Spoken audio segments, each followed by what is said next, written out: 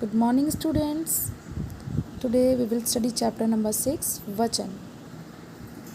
तो अब जानते हैं कि वचन किसे कहते हैं। वचन संज्ञा, सर्वनाम, विशेषण अथवा क्रिया शब्द के जिस रूप से एक या उसके एक से अधिक होने का बोध हो वो वचन कहलाता है। यानी कि वचन वह शब्द है जो किसी भी संज्ञा, सर्वनाम, क्रिया, विशेषण शब्द के संख्या के बारे में बताए। यानी कि फिर से मैं आपको एक बार बता दूं कि वचन वो है जो संख्या शब्द को दर्शाता है। संज्ञा या सर्वनाम के उस रूप को वचन कहते हैं जो उसके एक या एक से अधिक होने का बोध कराए। इस प्रकार वचन दो प्रकार के होते हैं।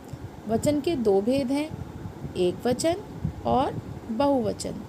एक वचन शब्द के जिस रूप से संख्या के एक होने का बोध हो वो एक वचन, और संख्या के जिस रूप से एक से अधिक होने का बोध हो वो बहुवचन।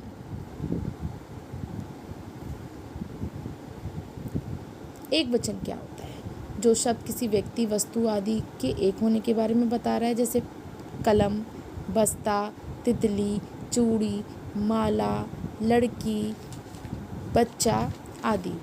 इसी प्रकार बहुवचन क्या है? बहुवचन है वो शब्द जो इन्हीं संख्याओं को, इन्हीं नामों को एक से अधिक बार दर्शाएं। जैसे कि लड़की, लड़कियां, बच्चा, बच्चे, बस्ता, बस्ते, तितली, तितलियां, चूड़ी, चूड़ियां, माला, मालाएं, घड़ी, घड़ियां। अब देखिए एक वचन और बहुवचन के कुछ एग्जाम्पल्स देखते हैं। अगर हमें एक वचन से कोई चीज़ को बहुवचन में बनाना है तो जैसे मान लीजिए आपको शब्द दिया जाए कुत्ता, उसका हो जाएगा कुत्ते, घोड़ा, घोड़े, लड़का, लड़के, पेड़ा, पेड़े, गधा, गधे, बेटा, बेटी, तारा, तारे, मुर्गा, मुर्गी। इसी प्रकार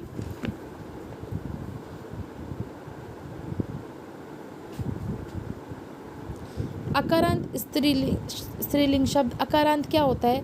जिन शब्दों को बोलने में अकारांत है ना, छोटा अ, तो छोटा आ है। जैसे एक वचन में कलम लिखा है तो कलम में कलम, यानी कि अ मा पे कोई मात्रा नहीं है, इसका मतलब ये अकारांत शब्द हो गया।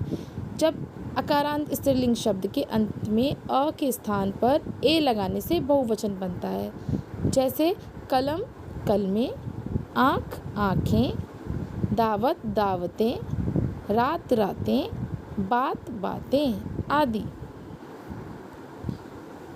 अब देखिए जिन स्त्रीलिंग संज्ञाओं के अंत में या आए वहाँ पर उसको कैसे बदलते हैं? चंद्र बिंदु लगा देते हैं या के ऊपर। बुढ़िया, बुढ़िया, चिड़िया, चिड़िया, गुड़िया, गुड़िया, गैया, गैया, चुहिया, चुहिया, कुतिया, कुतियाँ, डिबिया, डिबियाँ, खटिया, खटियाँ। इसी तरीके से इकारांत। इकारांत का क्या मतलब है? यानी कि जो शब्द दे रखा है उसके आखिरी वर्ण पर छोटी ई की मात्रा हो या बड़ी ई की मात्रा हो, तब क्या हो? बड़ी ई की मात्रा होने पर वो ईकारांत कहलाता है और छोटी ई की मात्रा होने पर वो इकारांत कहलाता है। जैसे तिथि में था जो आखिरी वर्ण है उस पे छोटी ई की मात्रा है, इसीलिए इकारांत शब्द है। तो तिथि, तिथियाँ, ई इकारांत और ईकारांत शब्दों के अंत में या लगा देते हैं, यानी या पे चंद्र बिंदु और आकार डंडा। ठीक है। तिथियाँ, रीति, रीतियाँ, गति, गतियाँ, नारी, नारियाँ। अब कुछ और इम्पॉर्टेंट बात जो मैं आपको बताना चाहती हूँ। वचन बदलने पर संज्ञा और क्रिया का रूप भी बदलता है। जैसे लड़का पढ़ रहा है, क्रिया का रूप भी बदल रहा है। अगर मैं इसे लड़के कह दूं तो यहाँ पर क्रिया क्या हो जाएगी? लड़के पढ़ रहे हैं।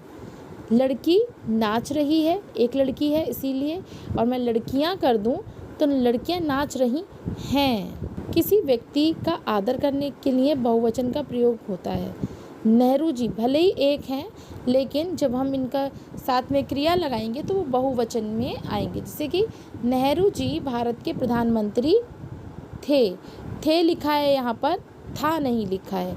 दादाजी, दादाजी बड़े हैं, हमसे सम्मान देने लायक हैं, इसीलिए हम उन्हें बोलेंगे दादाजी आ रहे हैं। कुछ शब्द